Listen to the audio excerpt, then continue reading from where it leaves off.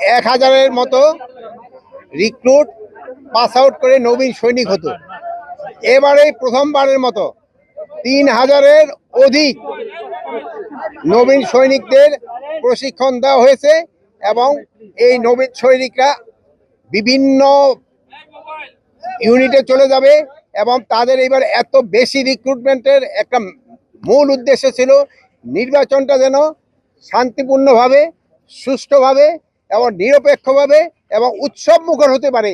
এই জন্য কিন্তু তাদের এই প্রশিক্ষণ তাড়াতাড়ি কমপ্লিট করে তাদের বিভিন্ন ইউনিটে পাঠাতে দেওয়া হচ্ছে।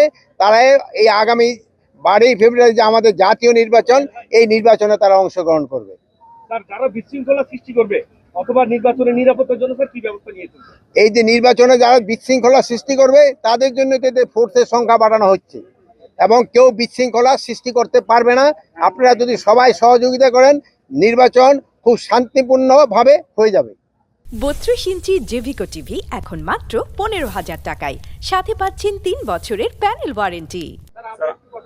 আগে একবার বলছি যে যেহেতু বৈধ রাষ্ট্র হলো মিয়ানমার আর আরাকান আর্মি হলো দখল করে আসছে পুরা আমাদের যে রাখাইনের বর্ডারটা, এই বর্ডারটা পুরা দখলে আছে আরাকান আর্মির হাতে। মিয়ানমার আর্মি কিন্তু বর্ডারে নাই। এই জন্য আমাদের একটা তো সমস্যা ডেফিনেটলি হচ্ছে, বাট আমাদের যোগাযোগ হলো মিয়ানমার সরকারের সাথে। তা আমাদের কোনো কিছু হলে আমরা প্রতিবাদ জানাই মিয়ানমার সরকারকে, বাট আরাকান আর্মি যারা এখনো বর্ডারে আছে তাদের তো আমরা এখনো বৈধতা দেই নেই এবং তারা যে বিভিন্নভাবে বর্ডারে যে আমাদের কিছু কিছু সমস্যার সৃষ্টি করতেছে তা আপনারা জানেন।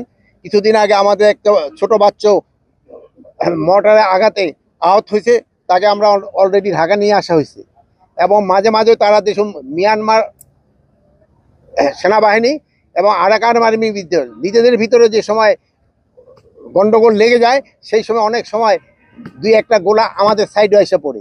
এই জন্য আমরা প্রতিবাদ করছি এবং এটা যেন ভবিষ্যতে না আসে এই জন্য আমরা সব ধরনের প্রস্তুতি নিচ্ছি। আপনি তো নিজে শঙ্কিত না, আর ওই দূরে থেকে যদি তারা ওই বিভিন্ন ধরনের কি বলে বক্তব্য দিচ্ছে, যদি তাদের এত সাহস থাকে তো দেশে এসে তো দিত।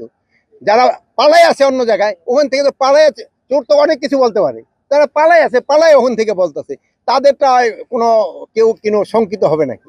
যদি ওনাদের সাহস থাকে দেশের ভিতরে আসুক, আইসা আইনের আওতায় আইনের আশ্রয় নেই এবং তারা তাদের কথা বলুক। অন্য দেশে পালায় কথা বললে তো এটার কোনো ভ্যালু নেই।